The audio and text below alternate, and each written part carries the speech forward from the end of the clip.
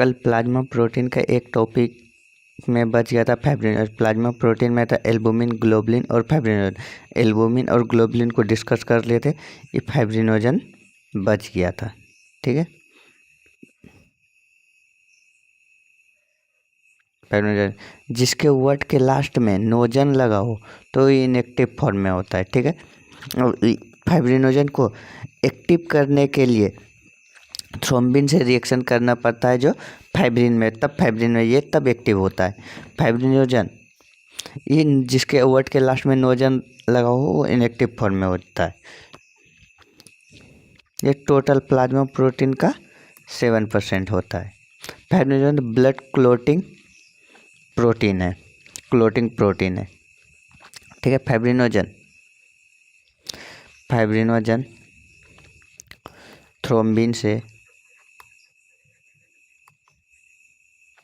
Thrombin से reaction कर क्या बनाता है?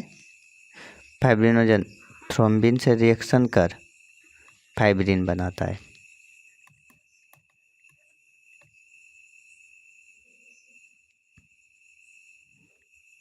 फाइब्रिन बनाता है जो कि जाल के समान होता है। ऐसे जाल के समान रहता है, इसमें प्लेटलेट आके फंस जाता है, प्लेटलेट फंस जाता है जिससे ब्लड क्लॉट होने लगता है। ये क्लोटिंग प्रोटीन है फाइब्रिनोजन।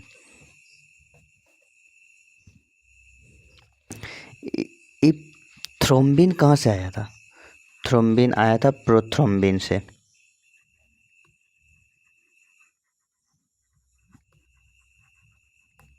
थ्रोम्बिन आया था प्रोथ्रोम्बिन से। ठीक है, अब देखते हैं।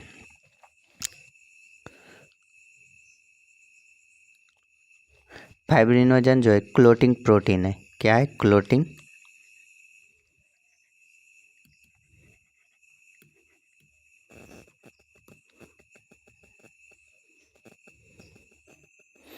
फाइब्रिनोजन क्लोटिंग प्रोटीन है, ब्लड क्लॉट में हेल्प करता है। ठीक है, क्लोटिंग प्रोटीन है, ब्लड क्लॉट में। फाइब्रिनोजन इनएक्टिव फॉर्म में होता है। फाइब्रिनोजन किस में होता है? Inactive form.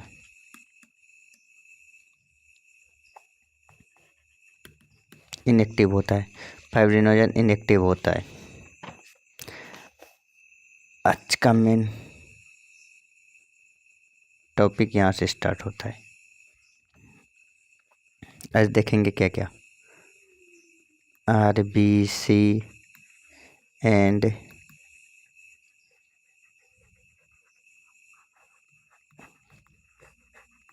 इथ्रोपोइसिस, और देखेंगे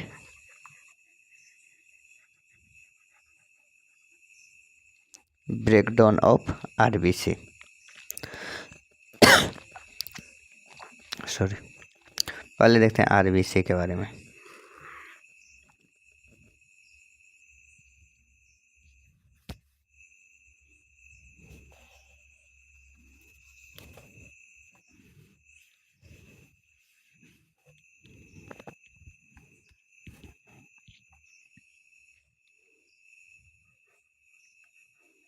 बीसी, आरबीसी को रेड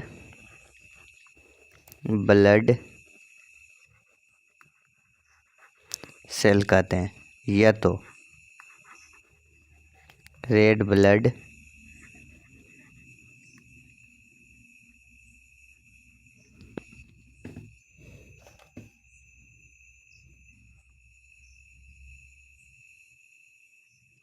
कार्पस कहते हैं। Red blood carpal, red blood carpal बोलते हैं। कार्पल क्यों बोलते हैं? क्योंकि इसमें न्यूक्लियस नहीं पाया जाता, इसलिए कार्पल बोलते हैं।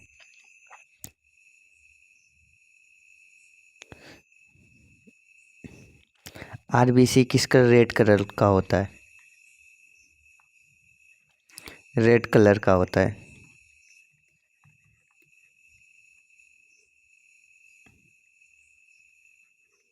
कलर का होता है। आरबीसी बाई कॉनकेव शेप का होता है।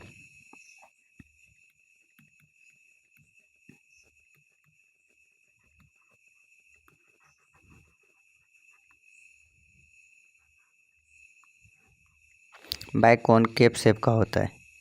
आरबीसी का डायमीटर 7 से 14 माइक्रोन या तो 7.2 माइक्रोमीटर होता है।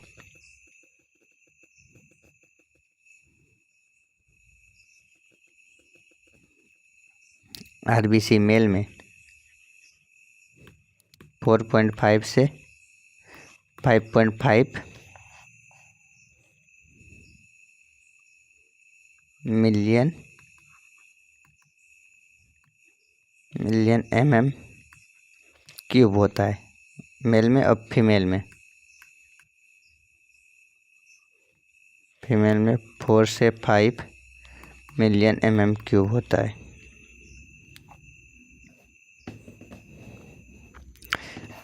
अब इसमें देखते हैं थोड़ा सा और।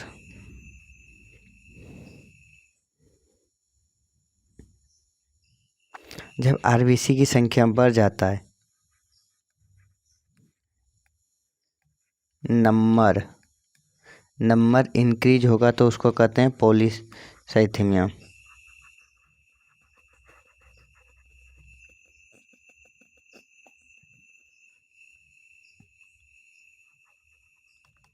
पॉलीसाइथेमिया।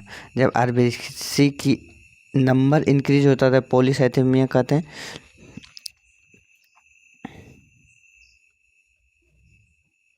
जब आरबीसी का नंबर कम हो जाता है इरिथ्रोपिनिया कहते हैं। क्या कहते हैं?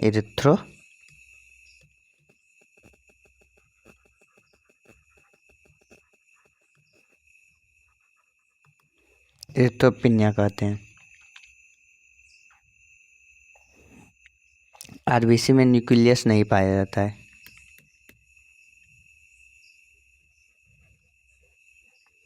Nucleus no.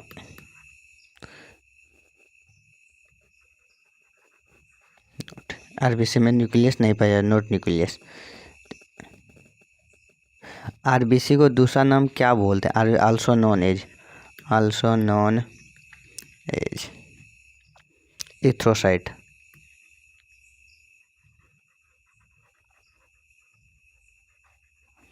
आरबीसी के दूसरे नाम से क्या जानते हैं? इरिथ्रोसाइट कहते हैं। अब इसमें आया है आरबीसी का आकार बाइकॉनकेव शेप। ठीक है, इसमें अब देखते हैं थोड़ा सा डायग्राम।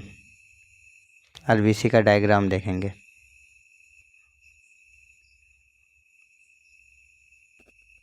आरबीसी होता है बाइकॉनकेव शेप। ठीक है, बाइकॉनकेव शेप। ये आरबीसी है, बीच में धंसा हुआ और बाहर से उठा हुआ है। बाइकॉनकेव शेप होता है, बीच में धंसा हुआ है बाइकॉनकेव शेप होता है।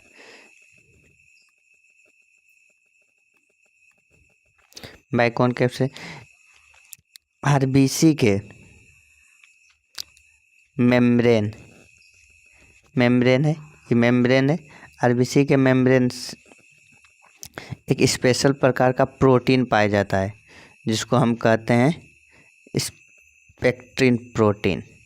इसके ऊपर मतलब ये मेम्ब्रेन है, इस पे चारों ऊपर स्पेक्ट्रिन प्रोटीन पाया जाता है जो आरबीसी को इलास्टिसिटी प्रोवाइड करता है। कौन सी पाया जाता है? स्पेक्ट्रिन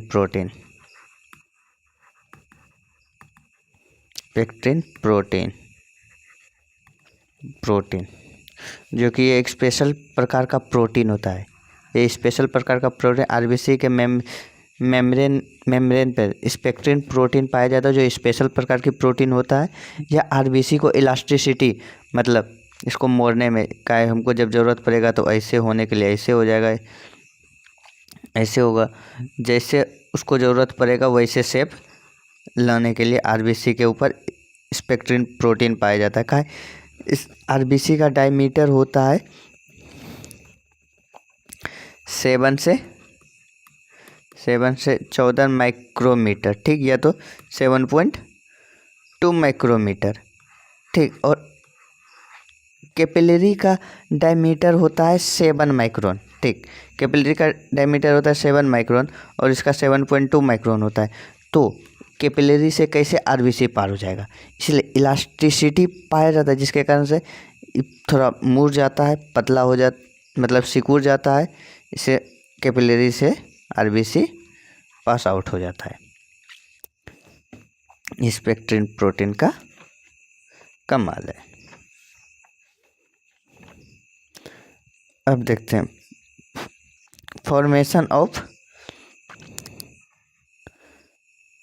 फॉर्मेशन देखते हैं आरबीसी का।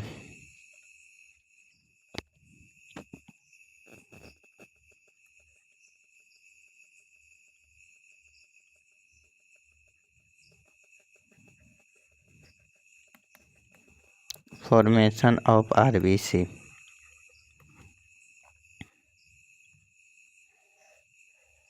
आरबीसी का फॉर्मेशन देखते हैं एम्ब्रियो की अवस्था में। एम्ब्रियो की अवस्था में 0 से 3 वीक आरबीसी का फॉर्मेशन होता है एग योक में। एग योक में, एग योल्क में। एम्ब्रियो अवस्था 0 से 3 वीक में आरबीसी का फॉर्मेशन होता है एग योक में। फीटस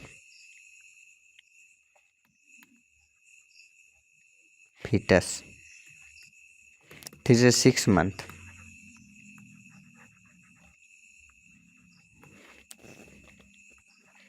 थ्री से 6 मंथ के फीटस में आरबीसी का फॉर्मेशन होता है लीवर में। 3 से 6 मंथ के फीटस में आरबीसी का फॉर्मेशन होता है लीवर में। फीटस 3 मंथ के बाद भी तो फीटस बढ़ जाता है, 9 मंथ का होता है फीटस, तो 9 मंथ तक का होता है तो 3 मंथ तो फीटस एंड चाइल्ड में आरबीसी का फॉर्मेशन होता है फ्लैट एंड इन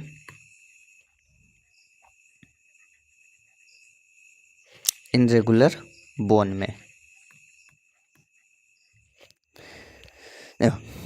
आरबीसी का फॉर्मेशन एम्ब्रियो 0 से 3 वीक में एग योल्क में होता है, योक में होता है, और फीटस 3 से 6 मंथ में लीवर में होता है।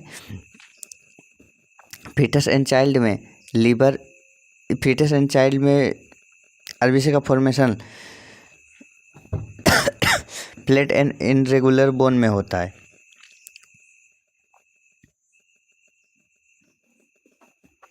आरबीसी के अंदर हीमोग्लोबिन उपस्थित होता है।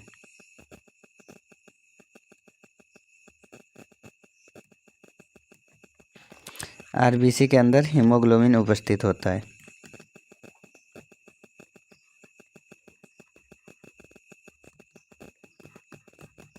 हीमोग्लोबिन को HB से डिनोट करते हैं। हीमोग्लोबिन आरबीसी के अंदर हीमोग्लोबिन पाया जाता है। यह हीमोग्लोबिन हिम प्लस ग्लोबिन से मिलकर बना होता है। Him plus globulin. Him plus globin से मिलकर बना होता है। हिम ई आयरन हो जाता है। हिम आयरन हो जाता है, मतलब Fe। ग्लोबिन ई प्लाज्मा प्रोटीन हो जाता है।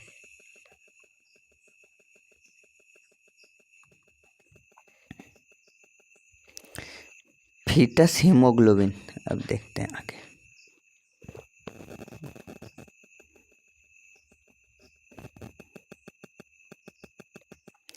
एक डायग्राम और दिखाते हैं आप लोग को।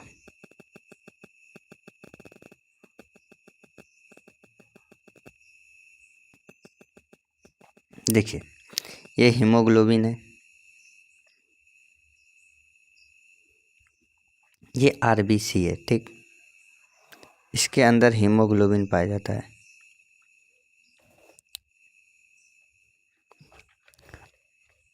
ये पार्ट हीम है, ये हीम है।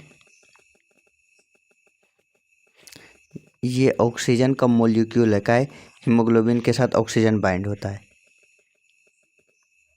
ये आयरन है, मतलब लोहा है। ये जितना है ग्लोबुलिन प्रोटीन है, ये ग्लोबुलिन प्रोटीन है।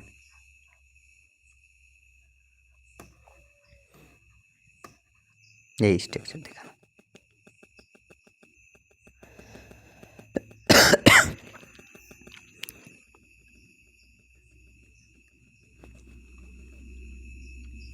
हीमोग्लोबिन, फीटस हीमोग्लोबिन में क्या क्या पाया जाता है? फीटस हीमोग्लोबिन में 2 अल्फा चेन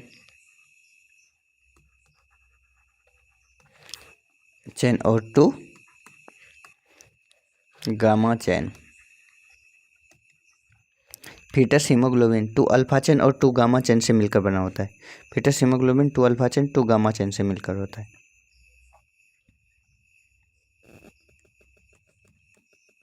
हीमोग्लोबिन बोले या तो अडल्ट हीमोग्लोबिन, इसमें 2 alpha chain plus 2 gamma, 2 alpha chain plus 2 beta chain.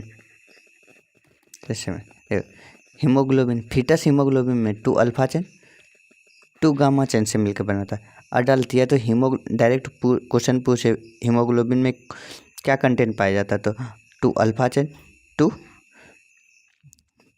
Beta chain, या तो पूछे अडल्ट हीमोग्लोबिन में क्या करना है, 2 अल्फा चेन 2 बीटा चेन।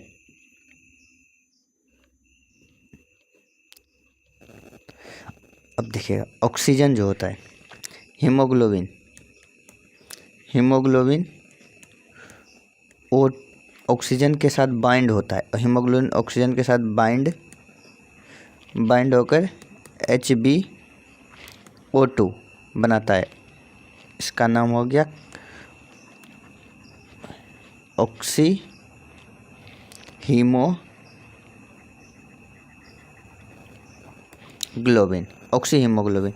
जब हीमोग्लोबिन ऑक्सीजन के साथ बाइंड होता है तो HbO2 बनाता है, जो इसको कहते हैं ऑक्सी हीमोग्लोबिन।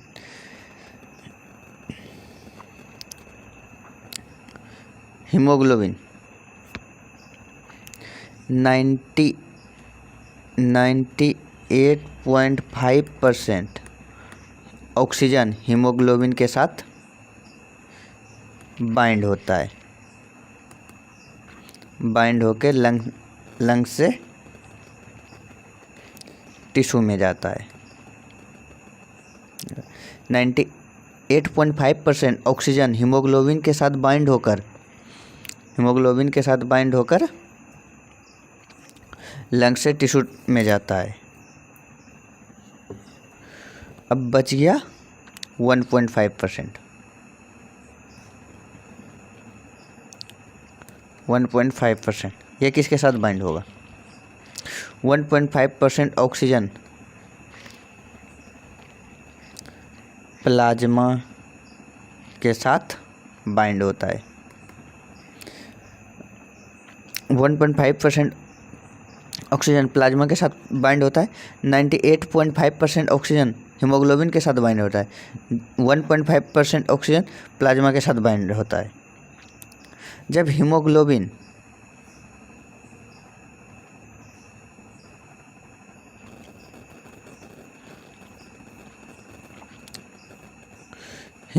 कार्बन डाइऑक्साइड के साथ बाइंड होता है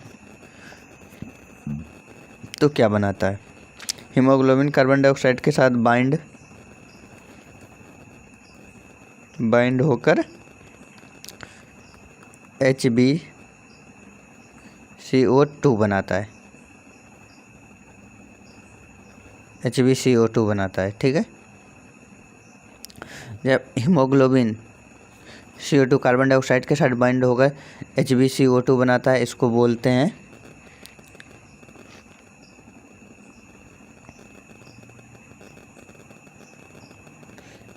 इसको कहते हैं कार्बिनो हीमोग्लोबिन। इसको क्या कहते हैं? कार्बिनो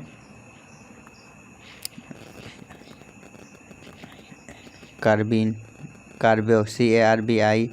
कार्बिनो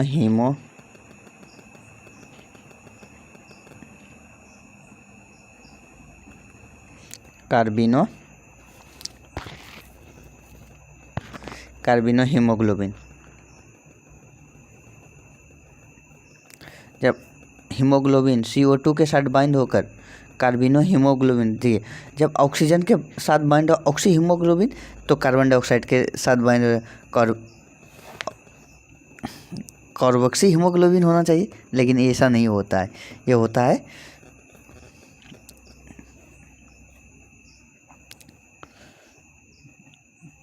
कार्बिनो हीमोग्लोबिन। अब इसका देखते हैं आगे। 23% CO2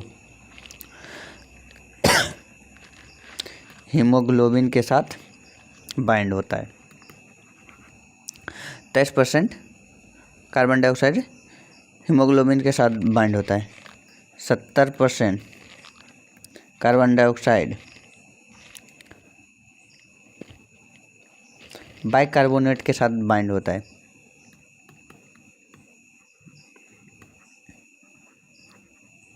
बाइकार्बोनेट के साथ बाइंड होता है। 70% CO2 बाइकार्बोनेट के साथ बाइंड होता है और बचिया 7% carbon dioxide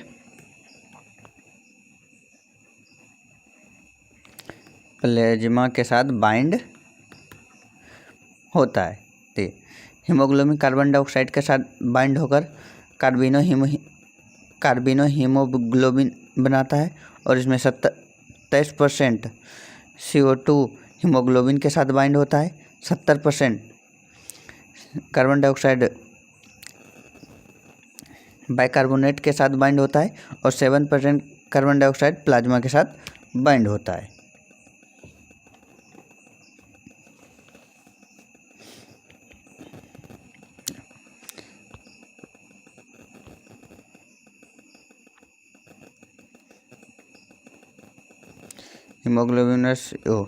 carbon monoxide haemoglobin carbon monoxide के साथ बाइंड होकर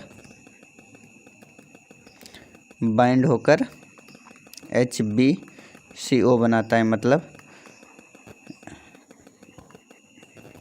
C haemoglobin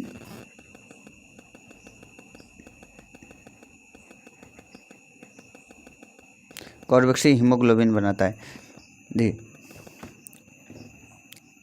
carbon monoxide haemoglobin जब कार्बन मोनोऑक्साइड के साथ बाइंड होता है तो तब कार्बोक्सी हीमोग्लोबिन बनाता है, उसमें नहीं। कार्बन डाइऑक्साइड जब बाइंड हो हीमोग्लोबिन के साथ कार्बन डाइऑक्साइड बाइंड होगा तो कार्बिनो हीमोग्लोबिन बनाएगा, और कार्बन डाइऑक्साइड जब हीमोग्लोबिन जब बाइकार्बोनेट के साथ बाइंड होगा तो कार्बोक्सी हीमोग्लोबिन बनाएगा।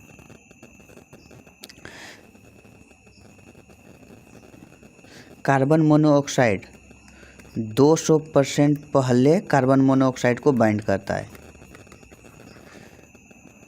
हीमोग्लोबिन 200% पहले कार्बन मोनोऑक्साइड को बाइंड करता है। 200% पहले बाइंड कर लेता है। अब देखते हैं ब्रेकडाउन ऑफ RBC।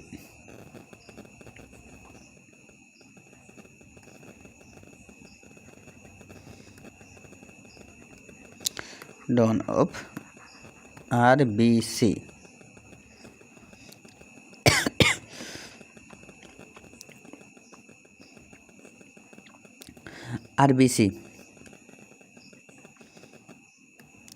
RBC का लाइफ स्पॉन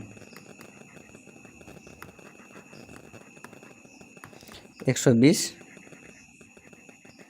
RBC का लाइफ स्पॉन 120 दिन का होता है, और फीटल RBC का लाइफ स्पॉन कितना 80 दिन का होता है। Fetal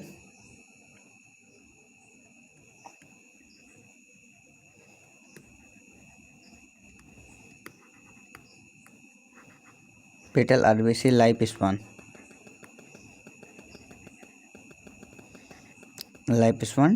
RC।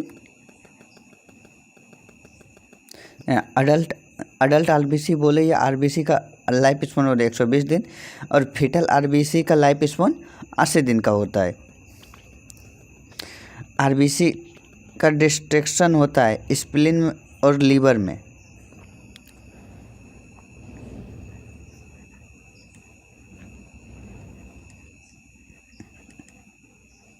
आरबीसी का डिस्ट्रॉय होता है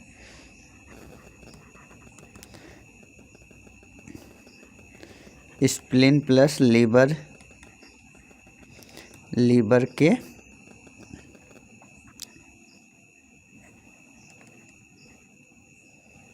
रेटिकुलो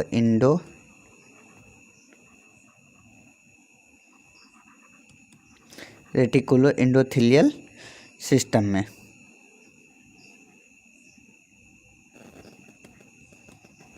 RES। आरबीसी का डिस्ट्रक्शन होता है स्प्लीन में, स्प्लीन प्लस लीवर के रेटिकुलो एंडोथेलियम सिस्टम में। ठीक है।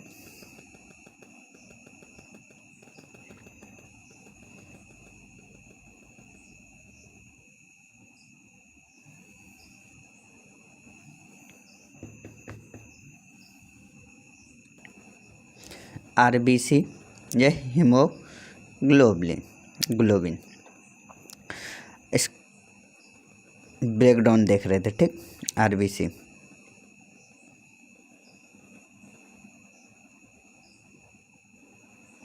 देखते हैं कैसे कैसे टूटता है। आरबीसी या हीमोग्लोबिन टूटता है ग्लोबुलिन में और हीम में। एक ग्लोबुलिन 2 अल्फा, ग्लोबुलिन में 2 अल्फा चेन रहता है, 2 अल्फा चेन और 2 बीटा चेन। 2 अल्फा चेन ये 141 एमिनो एसिड का निर्माण करता है, 141 एमिनो एसिड का निर्माण करता है।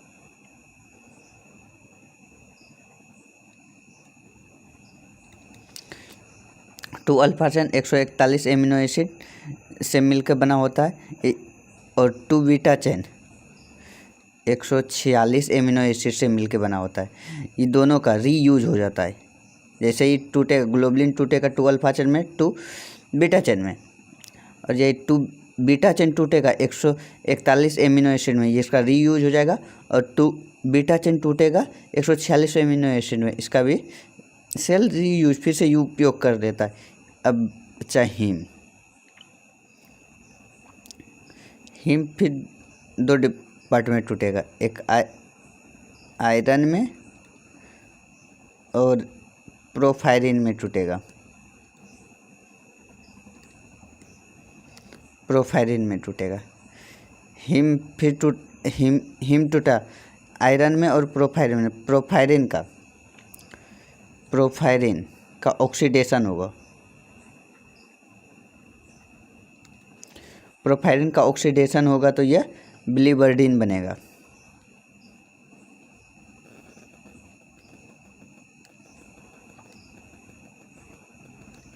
बिलिवर्डिन बनेगा। प्रोफायरिन का जैसे ही ऑक्सीडेशन होगा बिलिवर्डिन बनेगा। बिलिवर्डिन का जब रिडक्शन होगा, ऑक्सीडेशन अब रिडक्शन होगा, यह बिलिरुबिन में बदलेगा।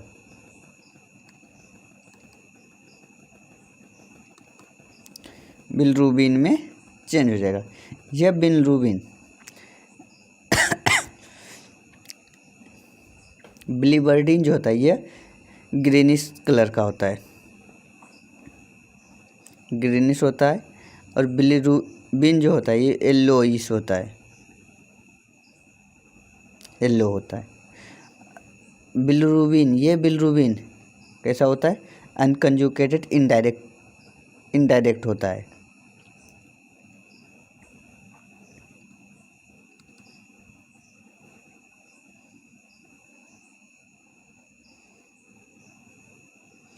अनकंजुगेटेड और इनडायरेक्ट होता है।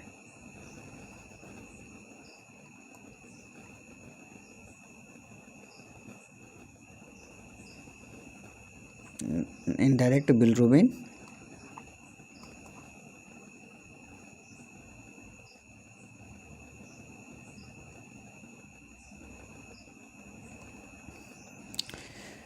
यह बिलिरुबिन अब कहाँ जाएगा? लीवर में जाएगा। लीवर में जाएगा। लीवर से क्या होगा? लीवर में गया। लीवर से अब क्या होगा? कंजुकेटेड बनेगा। लीवर में जाके कंजुकेटेड बिलिरुबिन बनेगा।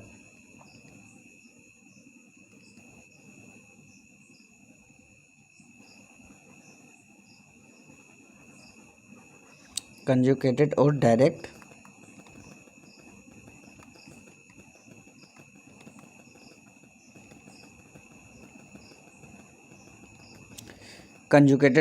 बिलिरुबिन बन रहा है। लीवर में जाके कंजुकेटेड और डायरेक्ट बिलिरुबिन अब कहाँ जाएगा? गोल ब्लैडर में जाएगा।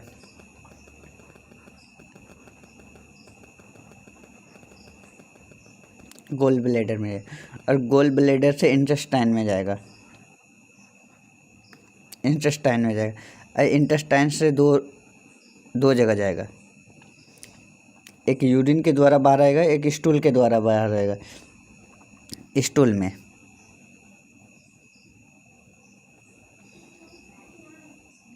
में इसको कहते हैं सेक्रोबिलिनोजन।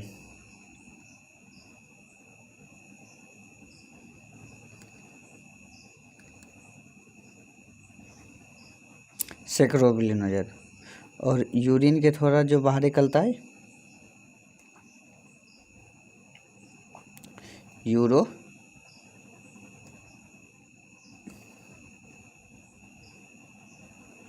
यूरोबिलिनोजन।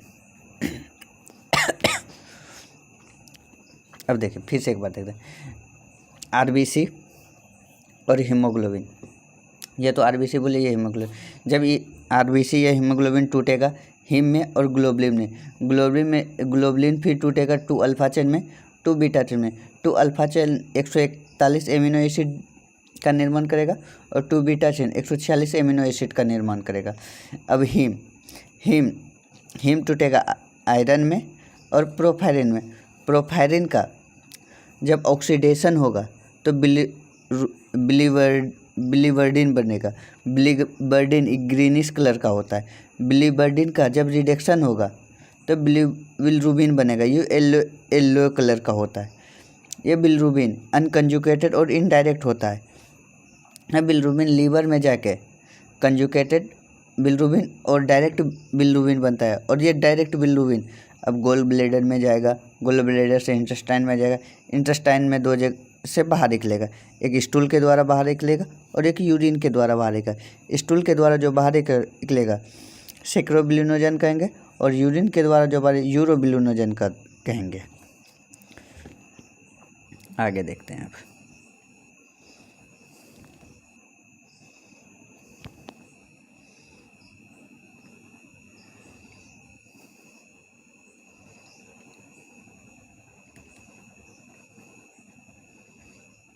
कंजुकेटेड और अनकंजुकेटेड।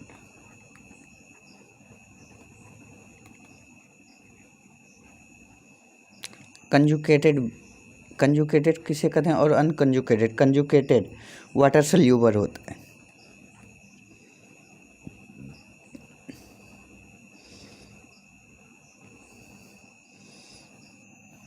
कंजुकेटेड वाटर सल्यूबर होता है और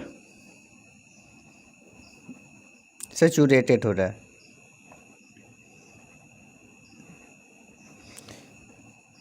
अनकंजुकेटेड बिलिरुबिन को डायरेक्ट बिलिरुबिन भी कहते हैं। कंजुकेटेड बिलिरुबिन को डायरेक्ट बिलिरुबिन कहते हैं, डायरेक्ट भी कहते हैं। अनकंजुकेटेड वाटर सल्यूबर नहीं होता है, अनसैचुरेटेड होता है।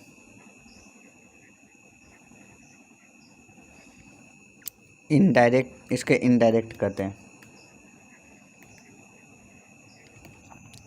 इनडायरेक्ट कहते हैं।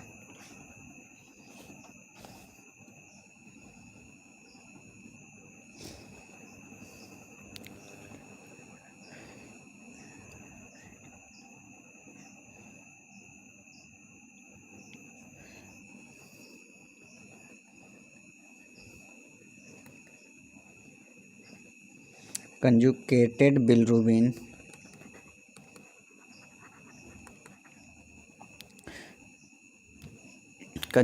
बिलिरुबिन को डायरेक्ट बिलिरुबिन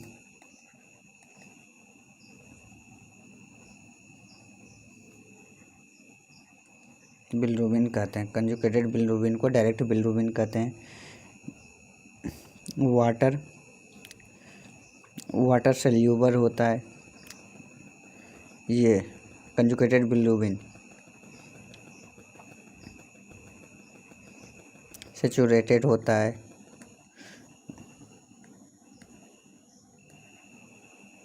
वाटर डिजॉल्व होता है या तो वाटर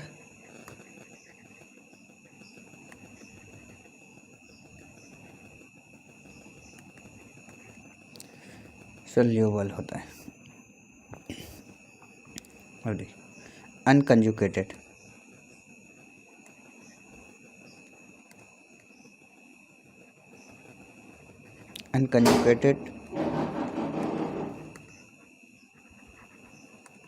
बिलिरुबिन इनडायरेक्ट